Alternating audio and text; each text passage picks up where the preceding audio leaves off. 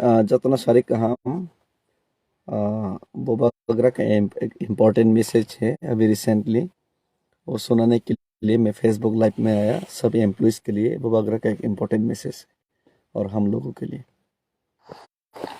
पहले से हमारे एम्प्लॉयज फेडरेशन को इतना मुश्किल हो रहा है।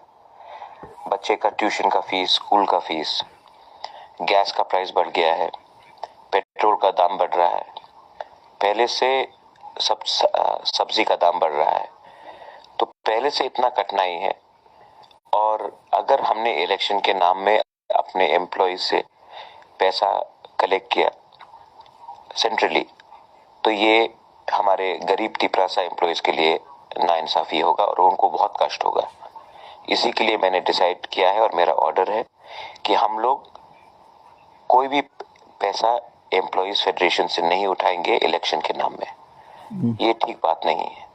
मैं अपना पैसा लगाऊंगा और अगर किसी को हेल्प करना है एम्प्लॉय फेडरेशन से तब आप लोकली हेल्प कीजिए, लेकिन सेंट्रली मैं एक पैसा नहीं उठाऊंगा। ये मेरा ऑर्डर है और इसका अमल किया जाना चाहिए। This is my clear instruction. No money will be collected centrally in the name of election from our poor Tiprasa employees. This is not right. If you want to help people locally, you're most welcome. But centrally, I will not take any money from my Tiprasa Employees Federation. Hambai, this is Bubakra. बहुत बहुत धन्यवाद।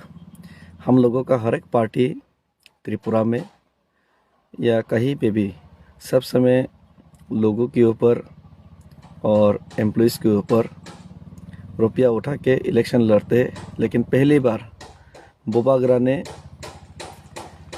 खुद का दम पे लड़ने का निर्णय लिया है और किसी दूसरे के ऊपर कोई प्रेशर नहीं डाला है। तो इसके लिए मैं बोबागरा को थैंक यू और सारे तिपरासा वासियों की तरफ से बोबागरा को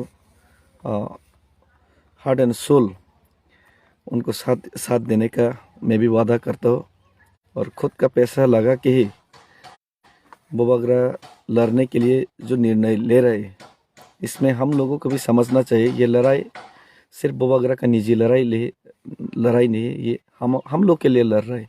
15 लाख तिपरासा के लिए लड़ रहे हैं।